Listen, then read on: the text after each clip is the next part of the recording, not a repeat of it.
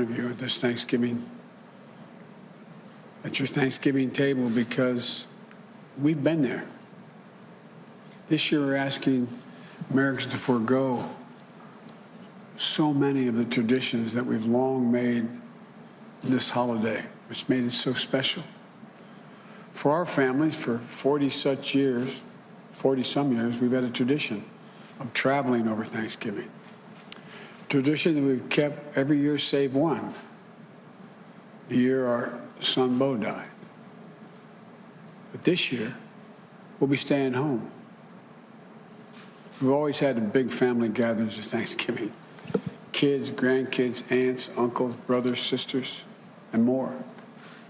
For the Bidens, the days around Thanksgiving have always been a time to remember all we had to be grateful for, and a time to begin to think about Christmas and begin even to do the Christmas list.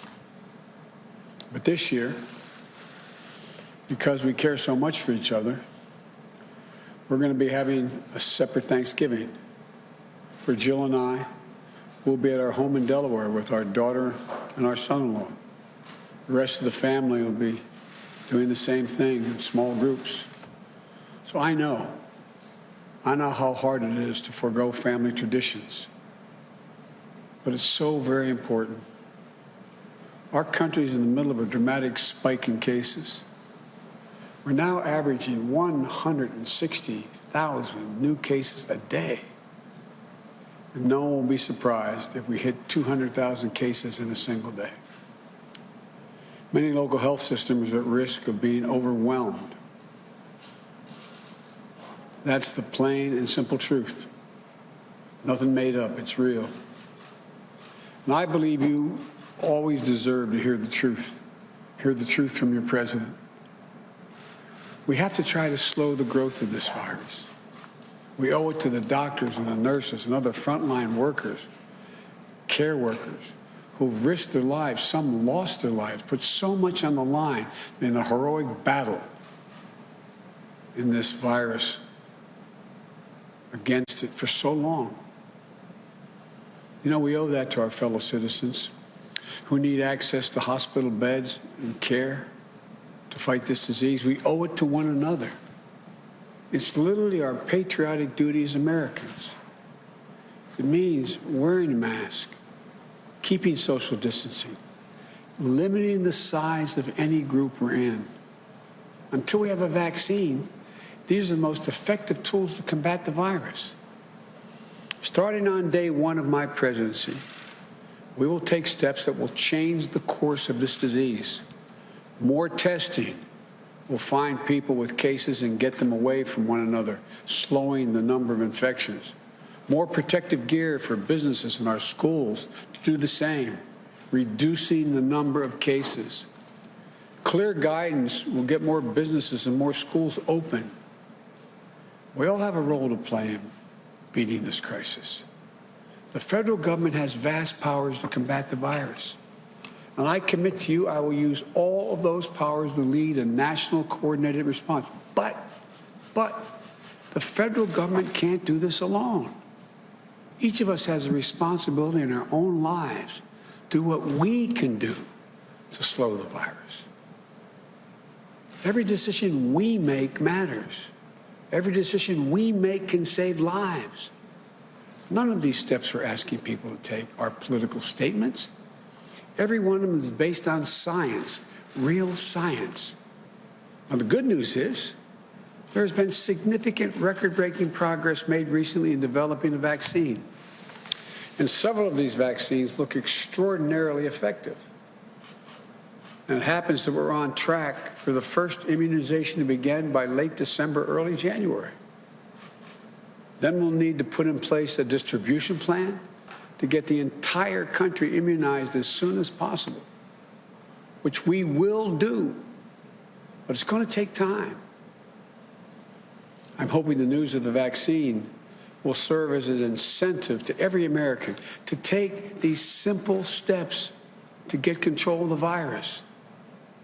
There's real hope, tangible hope. So hang on. Don't let yourself surrender to the fatigue, which I understand it is real fatigue. I know we can and we will beat this virus. America's not going to lose this war. We'll get our lives back. Life is going to return to normal, I promise you. This will happen. This will not last forever. So yes, it's been a really hard year, particularly hard for over 250,000 people and their families. But I still believe we have much to be thankful for.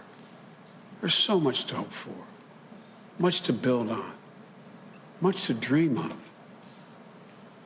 Here's the America I see, and I believe it's the America you see as well. America that faces facts, an America that overcomes challenges, an America that where we seek justice and equality for all people, an America that holds fast to the conviction that out of pain comes possibility, out of frustration comes progress, and out of division, unity. You all know in our finest hours, that's who we've always been, and that's who we shall be again. For I believe that this grim season of division, demonization, is going to give way to a year of light and of unity. Why do I think so?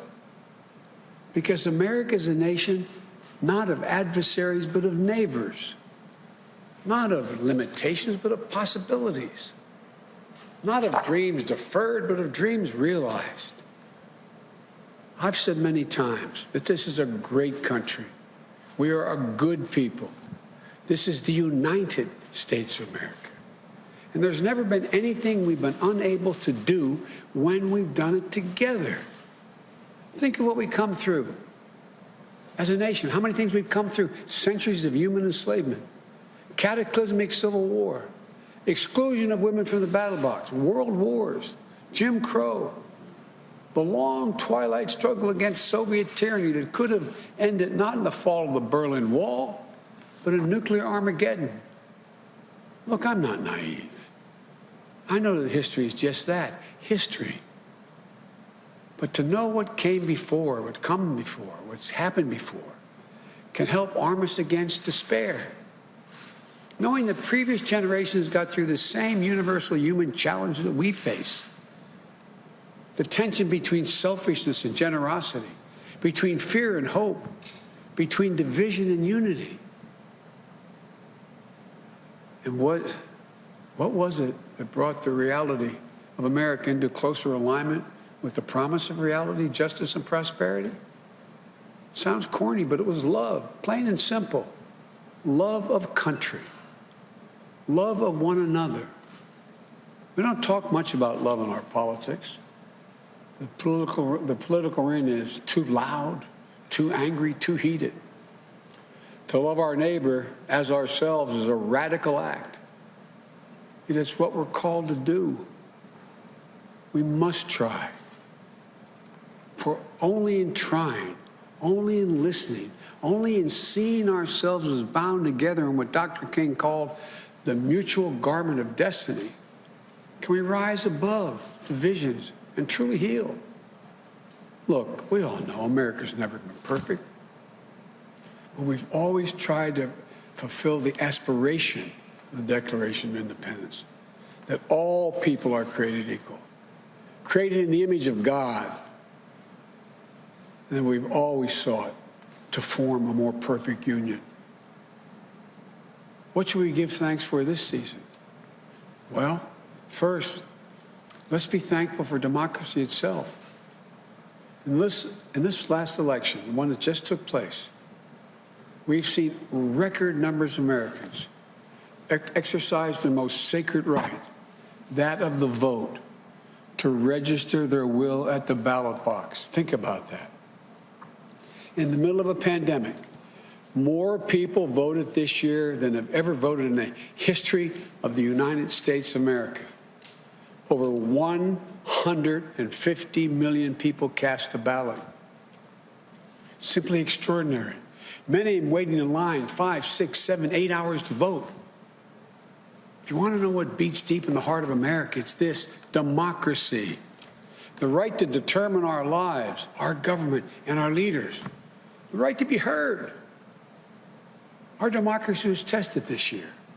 And what we learned is this: the people of this nation are up to the task.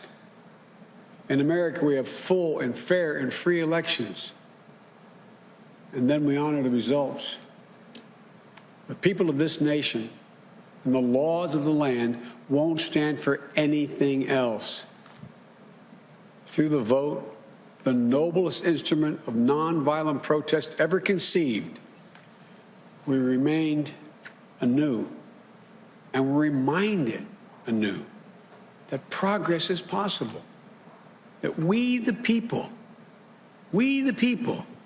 have the power to change what Jefferson called the course of human events.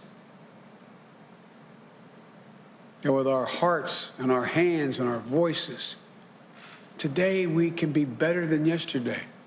And tomorrow we can be still better than that day.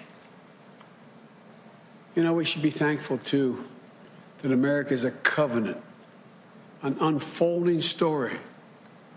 That we have what we need to create prosperity, opportunity, and justice. Americans have grit and generosity, a capacity for greatness, and reservoirs of goodness. We have what it takes. Now we have to act. This is our moment, ours together, to write a newer, bolder, more compassionate chapter in the life of the nation. The work ahead is not going to be easy. It will not be quick. You want solutions, not shouting. Reason, not hyperpartisanship. Light, not heat. You want us to hear one another again, see one another again, respect one another again. You want Democrats and Republicans and independents to come together and work together. And that, my friends, is what I'm determined to do. Americans dream big. As hard as it may seem this Thanksgiving, we're going to dream big again. Our future is bright. The fact I've never been more optimistic about the future of America than I am right now. I, honest to God, believe the 21st century is going to be an American century. We're going to build an economy that leads the world. We're going to lead the world by the power of our example, not just the example of our power. We're going to lead the world on climate and save this planet. We're going to find cures for cancer and Alzheimer's and diabetes. I promise you. We're going to finally root out systemic racism in this country. And this Thanksgiving, in anticipation of all the Thanksgivings to come, let's dream again. Let's commit ourselves to thinking not only of ourselves, but of others as well. For if we care for one another, if we open our arms rather than brandishing our fist, we can, with the help of God, heal. And if we do, and I'm sure we can proclaim the psalmist, with the psalmist who wrote these following words: "The Lord is my strength and my shield, and with my song I give thanks to him." I give thanks now for you, for the trust you've placed in me. Together, we'll lift our voices in the coming months and years, and our song shall be of lives saved, breaches repaired, a nation made whole again. Folks, from the Biden family to yours, wherever and however you may be celebrated, we wish you a happy Thanksgiving. May God bless you, and may God protect our troops. Happy Thanksgiving.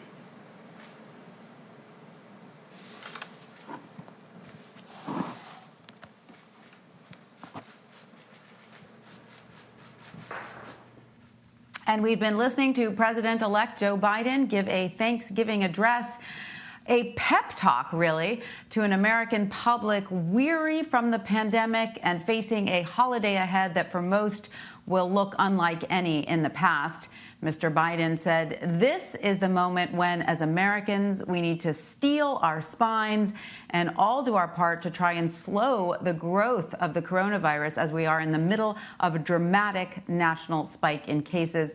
Mr. Biden said the first immunizations are on track to start by late December, early January. So he said there's real hope ahead. We just need to hang on a little longer till life returns to normal. The president-elect reminding Americans we've been through tough times before and we can get through this dark time as well by all doing our part. He did end on a happy note, saying he's incredibly optimistic about the future, saying the 21st century is going to be the American century. We will once again lead the world in several industries. He mentioned climate change as one of them. He said, let's dream this Thanksgiving again. So optimistic words from the president-elect, rousing words to get Americans through what could be a very dark winter, but reminding Americans that we all play a role in getting through this pandemic. I want to bring in CBSN's political reporter, Caitlin Huey-Burns, who's in New York City and joins me now. Hi, Caitlin. So you listened as well to the president-elect's words there. What would you say his overall message to the nation is ahead of Thanksgiving? Well, exactly what you just mentioned. He is speaking as a lot of families are not going to see each other this Thanksgiving, following CDC recommendations not to travel, not to have large gatherings. He himself said that he and his wife, Jill, will just be having a small Thanksgiving in Rehoboth Beach, Delaware, with his daughter and son-in-law. So trying to kind of set an example there. This also comes as we know that Biden's team has now been working with the Trump team, the administration, because the election was ascertained by the GSA. They can now work on the transition, and that's been really critical, of course, for when it comes to the vaccine. And so that's been kind of top of mind for Biden as he's been meeting with people today. And you heard him say that the government, while this is good news, the government can't do this alone, and that human behavior has to also, work against this virus by following CDC recommendations. He also said that he hopes that the good news about vaccines, that one is coming soon, and that they have been effective in trials. He said he hopes that's an incentive for people to just hang on a little bit longer and kind of continue to do the social distancing and mask wearing as we wait for that vaccine. But Tanya, it was really a split screen moment that we just had just now with Biden giving this address. Meanwhile, in Pennsylvania, the president's legal team, Rudy Giuliani, has been at a meeting with Republican lawmakers in Pennsylvania, talking about elections and making continued baseless claims about election fraud. And the president himself called into that, his legal team, and was on speakerphone, again repeating unverified and baseless claims about voter fraud. So really this kind of split screen moment that we have with the current president and the president-elect. Yeah, it's very interesting, Caitlin, especially since we heard Joe Biden make reference to this is a country, we're thankful for our democracy. And at another point, he said it's a country that believes in facts and science, sort of making a distinction there to that split screen event, as you alluded to. It's interesting. He also, got personal, not only, as you said, describing what his Thanksgiving plans were with his wife, Jill, but also reaching out to all of those Americans who have lost loved ones due to the coronavirus and could be facing the first holiday without those loved ones. I thought that was a moving moment when he said, I remember that first Thanksgiving. That's right, and that's been kind of a consistent theme that we've heard from Biden over the past several months, and even going back to the campaign trail where he would, during debates, kind of talk directly to viewers at home who may have known someone who fell victim to the virus, kind of trying to speak to that personal, emotional loss that so many Americans are facing, not only those who know someone or had a loved one that will not be with them this holiday season, but also those who have just been affected by the way in which this everybody's had to kind of fundamentally change behaviors, not see people that they love, not be able to be around people, addressing all of the collateral damage, really, of this pandemic. So we've seen him evoke his personal experiences with tragedy and loss at various points throughout his campaign and when he was vice president as well. So that was more pronounced today, trying to speak to those at home who are suffering this holiday season especially. Absolutely. Caitlin Huey-Burns, thank you so much.